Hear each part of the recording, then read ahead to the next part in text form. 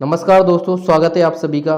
तो प्रिय विद्यार्थियों, इस वीडियो में हम जो है राजस्थान की जो क्लास 9 है उसका हाफ ईयरली के लिए जो अभी 2023 में एग्ज़ाम होने वाले हैं उनके लिए हम इंग्लिश में जो स्टोरी है, इम्पोर्टेंट स्टोरी और इम्पोर्टेंट पैराग्राफ, उन दोनों को हम इस वीडियो में जो है कवर करेंगे। और इससे पहले जो हमने आपकी इस साल की जो हाफ ईयरली एग्ज़ाम है क्लास 9 का, उसका सिलेबस भी जो है हमने आपको पूरा जो है कवर करवा दिया है। अगर आपने सिलेबस वाला वीडियो नहीं देखा है तो सिलेबस वाला वीडियो आप ज़रूर देखें। तो देखिए, सबसे पहले हम यहाँ पर हमारी स्टोरी राइटिंग की बात करेंगे, जो कि आपके लगभग जो है 5 नंबर की आपके पूछी जाती है। क्लियर? तो यहाँ पर देखिए स्टोरी आपके किस तरह से पूछी जाती है। आपके क्वेश्चन दिया जाता है कि read the outlines given below of a story, यानी कि जो आउटलाइंस दे रखी है वो एक स्टोरी की उन्हें पढ़ी है, और write it in full using these outlines and your our ideas in 50 to 70 words, assign a suitable title and moral to it. यानी कि आपको जो है ये यहाँ पर जैसे ये दे दिया a hare, a tortoise, fast friend.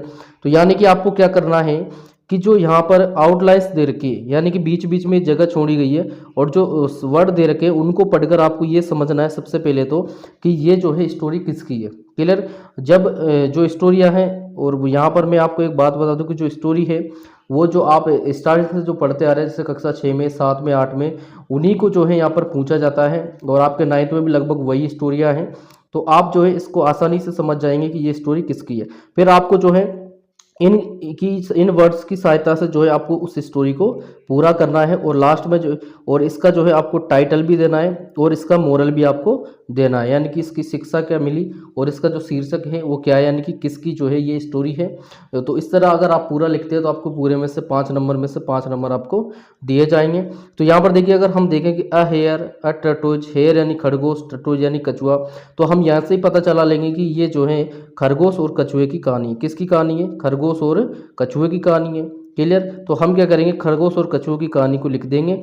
जैसे कि हमने यहाँ पर लिखा कि once upon a time there lived a hare and a tortoise in a forest, यानी कि एक समय जो है एक खरगोश और एक कछुआ एक जंगल में रहते थे।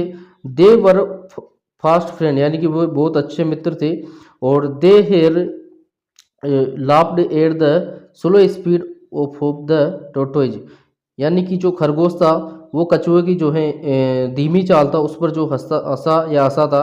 Once they decide to run a race, यानी कि एक दिन उन्होंने जो है एक दौड़ करने का जो है निश्चय किया, और दे स्टार्टेड, उन्होंने स्टार्ट किया। दे द हेयर रेन फास्ट, यानी कि जो खरगोश था वो तेज दौड़ा, यानी कि तेज जो है भागा।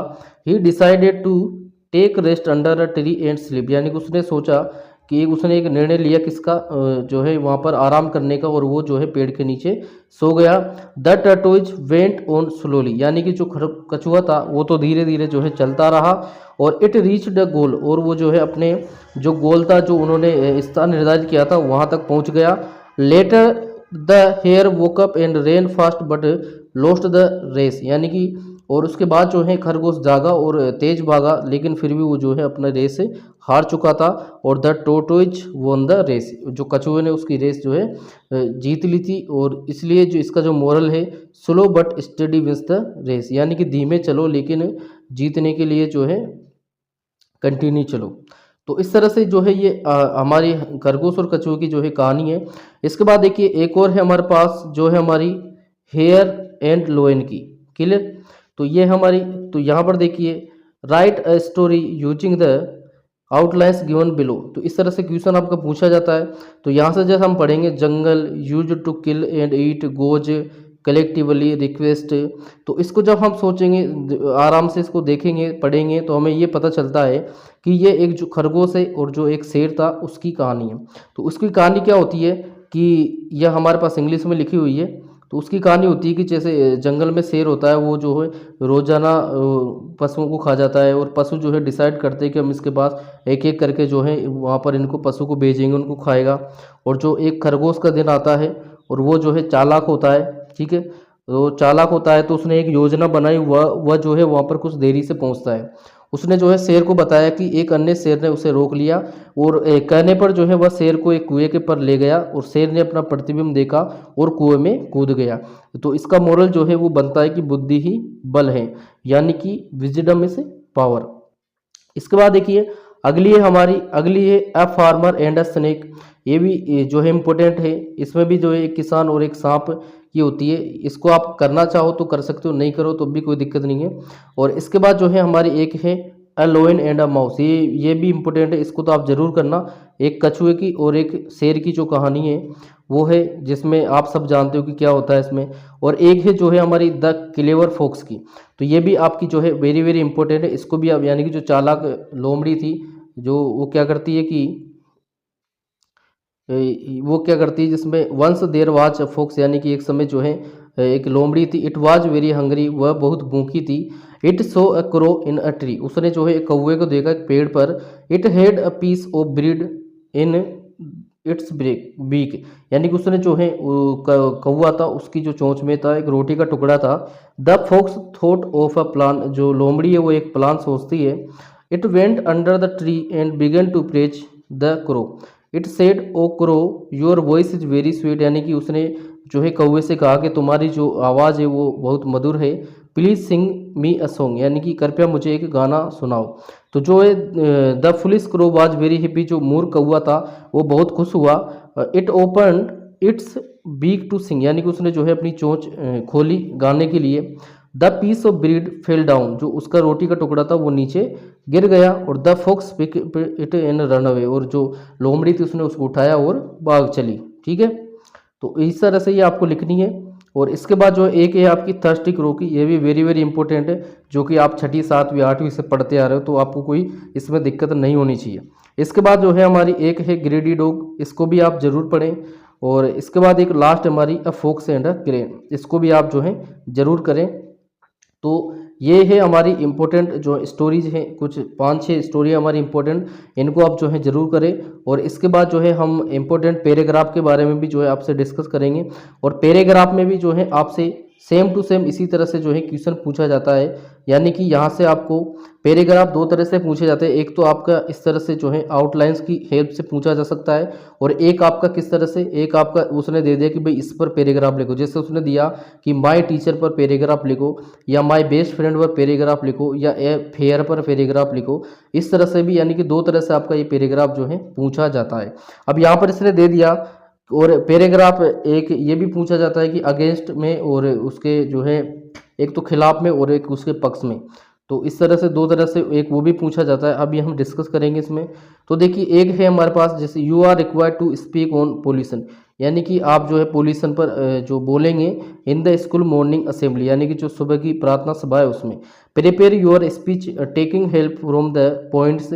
अब देखो यहाँ पर ये पॉइंट दे रखे इसने, तो पोल्यूशन पर आपको बोलना है। तो यहाँ पर देखिए एयर, वाटर, नॉइज, इन्वायरमेंटल, तो इन सभी को हेल्प से आपको जो है यहाँ पर इस तरह से आपको ये बनाना है। तो ये जब आप बना लेंगे, इसमें लैंग्वेज आप दूसरी भी ले सकते हैं, कोई दिक्कत नहीं है कि आप जो है ये गाइड वाली ही लैंग्वेज आप रटें, आप अपने अनुसार भी कर सकते हैं। बस आपको ये ध्यान रखना है कि जो आपकी क्वेश्चन में जो पॉइंट्स दे रखे हैं उनको आपको यूज जरूर करना है। इसके बाद जो है अगला हमारा इम्पोर्टेंस ऑफ न्यूज़पेपर, यानी कि जो पत्र हैं उनकी जो इम्पोर्टेंस क्या है, इसको भी आप करें, ये भी हमारा इम्पोर्टेंट है। इसके बाद जो है हमारा है modern age is the age of computer, यानी कि जो आधुनिक युग है वो कंप्यूटर का युग है, यानी कि कंप्यूटर का महत्व एक तरह से, तो ये भी आपको करना है। इसके बाद देखिए आपसे एक क्वेश्चन ये है कि कोरोना पेंडेमिक, तो इसको आप छोड़ सकते हैं, कोई दिक्कत नहीं, कोरोना इतना भी इम्पोर्टेंट नहीं है, इसको आप छोड़ सकते हैं। इसके बाद देखिए, इसके बाद है हमारे पास mobile phone, use of mobile in school should be banned. तो debate this motion and write your views in favour. Favour मतलब कि इसके पक्ष में आपको लिखना है, यानी कि use of mobile in school, यानी कि जो मोबाइल है उनका स्कूल में यूज करना चाहिए या नहीं करना चाहिए। शुड बी बैंड कर दिया। इन फेवर, यहाँ पर देखिए आपको वो ये भी देगा कि इन फेवर मतलब इसके पक्ष में लिखना है, और इन अगेंस्ट मतलब इसके खिलाफ लिखना है। तो आपको इसके पक्ष में लिखना है, तो आप इसके पक्ष में जो है पैराग्राफ लिखेंगे, या आप पक्ष में पैराग्राफ लिख देंगे। इसके बाद एक और है जो है use mobile in school should be banned. तो debate the motion and write your views in rejection. Rejection मतलब जो है इसके विपक्ष में आपको जो है लिखना है। पहले वाले क्वेश्चन में इसके पक्ष में था और इसमें जो है ये विपक्ष में है। क्लियर? तो यानी कि ये यहाँ पर लिख दिया अगेंस्ट। अगेंस्ट मतलब इसके खिलाफ जो है आपको लिखना है। और तो इस तरह से ये जो है हमारे 3-4 जो है इम्पोर्टेंट पैराग्राफ है। और इसके बाद अगर आपसे जो है माय टीचर का, माय बेस्ट फ्रेंड का, इनका भी आप जो है याद कर सकते हैं अगर आप याद कर पाओ तो। बाकी अगर आप इतना भी कर लेते हो तो इससे जो है आपका काम बन जाएगा। और इसके बाद देखिए यह हमारी इम्पोर्टेंट स्टोरी और इम्पोर्टेंट पैराग्राफ जो है यहाँ पर हमने कवर करे हैं। इसके बाद जो है हम इसके जो किताब की क्वेश्चन है उनको हम आपको करवाएंगे, और जो है सारी किताबों के इम्पोर्टेंट क्वेश्चन आपको हम करवाएंगे। तो अगर आप 9th क्लास के स्टूडेंट है और अभी तक आपने हमारा चैनल सब्सक्राइब नहीं कर रखा है तो आप इसको सब्सक्राइब जरूर कर लें, क्योंकि इसकी हेल्प से आप जो है आपके एग्ज़ाम में बहुत अच्छे मार्क्स आप ला सकते हो। तो प्रिय विद्यार्थियों, अगर आपको वीडियो हेल्पफुल लगा हो तो वीडियो को लाइक एंड शेयर जरूर करें। एंड अगर हमारे चैनल पर नए हैं तो चैनल को भी सब्सक्राइब कर लें। और इसकी जो आपको पीडीएफ है, इसकी पीडीएफ आपको जो है हमारा टेलीग्राम चैनल है डिलाइटफुल स्टडी, उस पर आपको जो है मिल जाएगी। और उस टेलीग्राम चैनल का लिंक जो है आपको हम इस वीडियो के डिस्क्रिप्शन में दे देंगे, तो उससे आप उसको ज्वाइन कर सकते हो, वहाँ पर आपको इसकी पीडीएफ मिल जाएगी।